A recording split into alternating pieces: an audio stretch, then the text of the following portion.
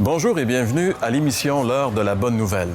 Aujourd'hui, nous allons aborder un sujet vraiment dérangeant, mais c'est la meilleure chose qui pouvait nous arriver.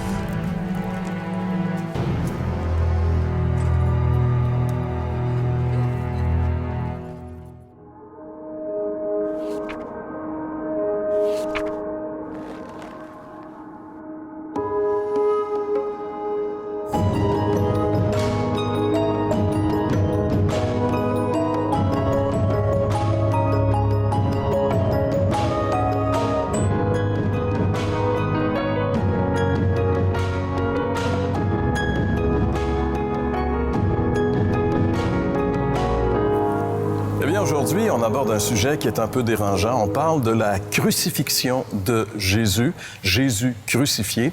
Et pour ce faire, j'ai le plaisir d'accueillir mes collègues François, bonjour. Bonjour Jean-Pierre. Ainsi que Jeff. Bonjour Jeff. Bonjour monsieur. On a dit dans le début de l'émission que parler de la crucifixion de Jésus, c'est un sujet un petit peu mystérieux, un petit peu délicat. Est-ce que encore aujourd'hui, en 2015, c'est la même perception qu'on devrait avoir auprès des gens? Est-ce qu'on n'a pas évolué, puis aujourd'hui, on accepte mieux la notion de crucifixion de Jésus? Mais je pense que même aujourd'hui, on l'accepte encore moins facilement parce qu'on est tellement dans un temps de performance, de succès total. Quelqu'un qui finit après une carrière de 3 ans, qui a fait des miracles, bon, c'est un phénomène quand même, et il finit abandonné, crucifié, il est même pas reconnaissable, tellement ils l'ont battu. Ça doit mettre un malaise. Et François, toi, tu es allé voir les gens. Est-ce que la perception qu'ils ont de la crucifixion est sensiblement la même que les gens avaient du temps de Jésus? Si je résume, là, je dirais le mot malaise, parce que c'est pas évident. Je trouve qu'il y a un paradoxe dans cette histoire de crucifixion de Jésus. D'abord, d'un côté, on peut dire que tout le monde est au courant de ça. Qu'on dise que c'est un mythe ou pas, tout le monde connaisse le principe, l'idée. Et par contre, très peu réalisent la raison profonde de la croix. Et c'est ce qu'on va voir ensemble par rapport au malaise. On regarde ensemble le Vox Pop, si vous voulez bien. On pourrait peut-être aussi rappeler que pour répondre à nos questions, ça prend quand même un certain courage. Les gens qu'on rencontre comme ça, on les remercie parce que c'est pas n'importe qui veut donner son opinion sur des sujets aussi touchés. Hein? Oui, c'est ça. Il y a un malaise, en effet. On écoute ça. Pourquoi Jésus-Christ a été crucifié? Bon, je pense qu'on va couper ça là. Merci. Je m'en calisse. Ah, mon Dieu. Non, je m'embarque pas là-dedans. Moi, je suis un athée. Je ne crois pas en aucune religion. Je n'ai aucune idée. Il y a du monde qui ne l'aimait pas. Il dérangeait. Il dérangeait par sa philosophie, les grands prêtres juifs. Et on s'est arrangé pour l'éliminer. Pourquoi on en parle encore autant aujourd'hui? Des films viennent encore de sortir. Commercialisé intense, tout le monde en parle, ça fait des milliers d'années. On n'a même pas le choix de croire quand on est, c'est ridicule. Non, ça me vient pas à l'esprit, là. Non, je peux pas expliquer ça. Non, j'ai pas d'opinion sur ces choses-là, moi. Okay. Parce que ça a été très marquant, puis ça a réorienté la masse humaine, là.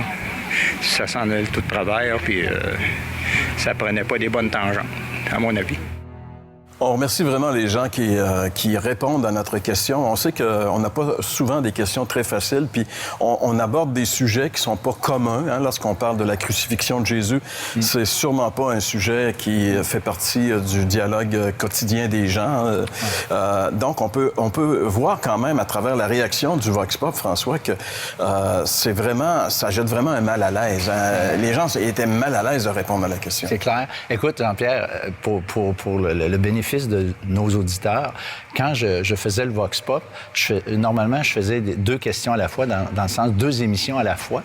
Et puis, à un moment donné, j'ai dit, je ne commence plus par cette question-là, parce que à propos de la crucifixion, je commence plus par celle-là. J'ai commencé par l'autre émission que je devais faire d'abord, en fait, en deuxième, pour éviter que les gens fuient, parce que ils étaient vraiment mal à l'aise. C'est un fait, là. Puis je trouve que c'est significatif. Je trouve ça vraiment intéressant, la réaction des gens, malgré tout. Parce qu'on aurait peut-être pu demander n'importe quelle question indiscrète sur la vie sexuelle des gens, puis je suis à peu près persuadé qu'il aurait été heureux de nous répondre, puis il aurait développé cette chose-là. Mais on arrive avec un sujet qui dérange, franchement. Ben oui, on voit que vraiment ce qui fait partie de la croyance aujourd'hui, les gens sont très mal à l'aise d'en parler. Et surtout de cet événement historique de la crucifixion de Jésus-Christ. Je pense que les gens sont très... dans le sens, ils ne savent plus où le situer, l'événement. Dans quoi je le mets, pourquoi il a dû mourir, ça annonce quoi, là? Comment je dois l'interpréter, tout ça? Parce que si on compare, par exemple, à un autre homme qui est mort à 33 ans, qui a conquis le monde, c'est un succès total. Même César est en admiration devant lui, c'était Alexandre le Grand. Lui est mort à 33 ans après avoir conquis le monde. Jésus va mourir à 33 ans et il est abandonné de tout le monde. Même ses disciples qui marchaient avec lui l'abandonnent, il est tout seul. Il va même dire « Mon Dieu, pourquoi m'as-tu abandonné? » Donc, on voit vraiment comme une fin tragique. Je veux dire, c'est comme un échec. À nos yeux humains, là, c'est un désastre. On voit que c'est pas une idée humaine. C'est pas un gars qui a inventé ça. Non, parce que si on avait inventé une histoire, on s'en irait vers Alexandre le Grand, exact, en disant, regardez les milliards qu'il a fait, puis il n'y a personne qui a été touché, il a renversé le système, il a mis un nouveau système politique en place.